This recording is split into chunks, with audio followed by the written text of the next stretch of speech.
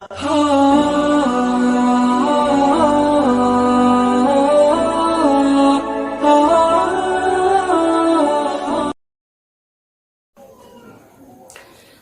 علیکم بچوں، جیسی آر ٹی کے ڈی جی اسکول میں آپ کا خیر مقدم۔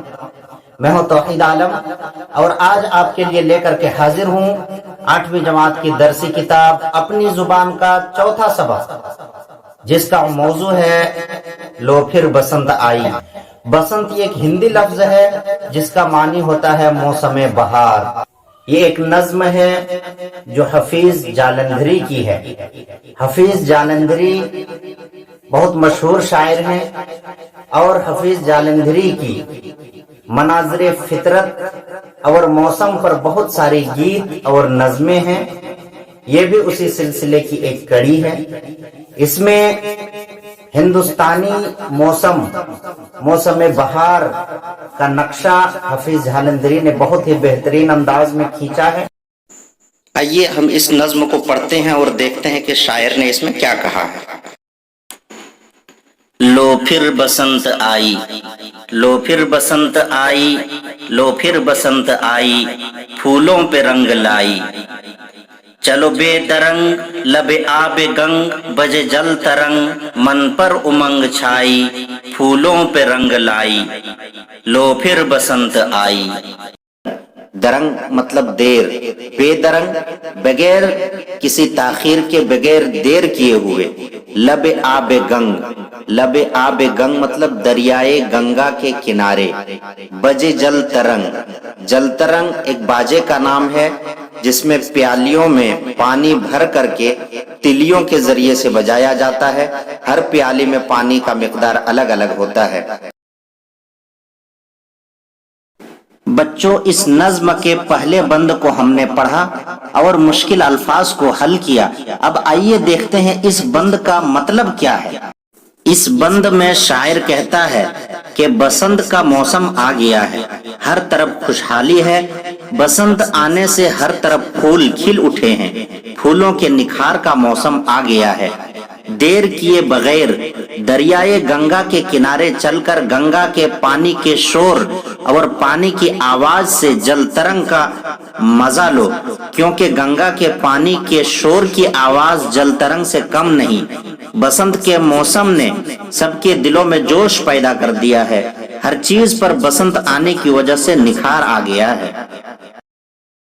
کھیتوں کا ہر چرندہ، کھیتوں کا ہر چرندہ، باغوں کا ہر پرندہ، کوئی گرم خیز کوئی نغمہ ریز، صبح اور تیز پھر ہو گیا ہے زندہ۔ باغوں کا ہر پرندہ، کھیتوں کا ہر چرندہ۔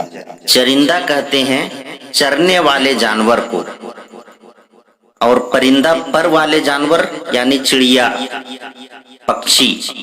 گرم خیز، گرم خیز تیز چلنے والا، یہاں مراد اچھل کود کرنے والا۔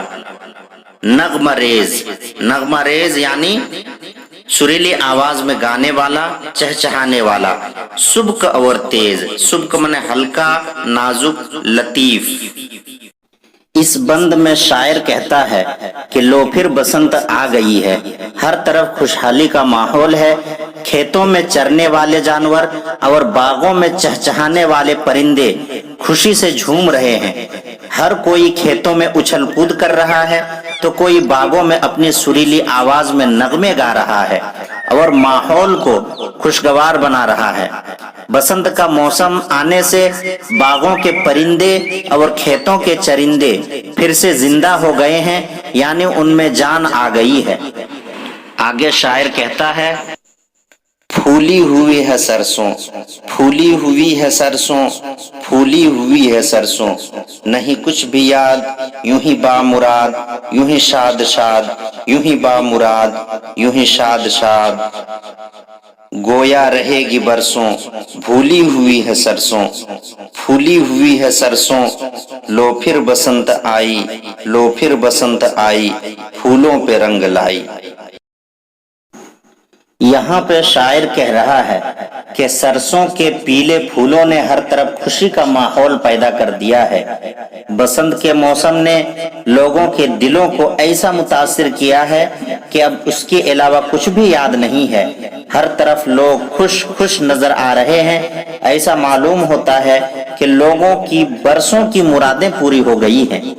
इस खुशी में सरसों ये भूल गई है कि फूली हुई सरसों और ये खुशगवार मौसम बरसों तक नहीं रहेगा, बल्कि बसंत का मौसम एक मुख्तसर से वक्त के लिए होता है। फिर बसंत के खत्म होते ही खेत वीरान हो जाएंगे, सरसों काट लिया जाएगा और ये बसंत का मौसम खत्म हो जाएगा।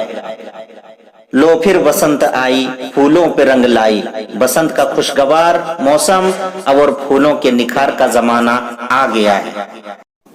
आइए अब इस सबक के चंद सवालात को हल करते हैं। पहला सवाल है, बसंत के आने पर लोग गंगा के किनारे क्यों जाना चाहते हैं? इसका जवाब है, गंगा के किनारे बारिश के बूंदों की आवाज और गंगा के पानी के शोर की आवाज बहुत सुहानी होती है और दिलकश होती है, इसलिए लोग उसे सुनने के लिए गंगा के किनारे जाना चाहते हैं। दूसरा सवाल है, बसंत में चरिंद और परिंद किस हाल में होते हैं? इस सवाल का जवाब है, बसंत में चरिंद और परिंद में खुशी का माहौल होता है। सब चरिंद और परिंद खुशी से उछल कूद कर रहे होते हैं और गा रहे होते हैं। ऐसा लगता है सब में जान आ गई है। तीसरा सवाल है, सरसों कौन सी बात भूली हुई है?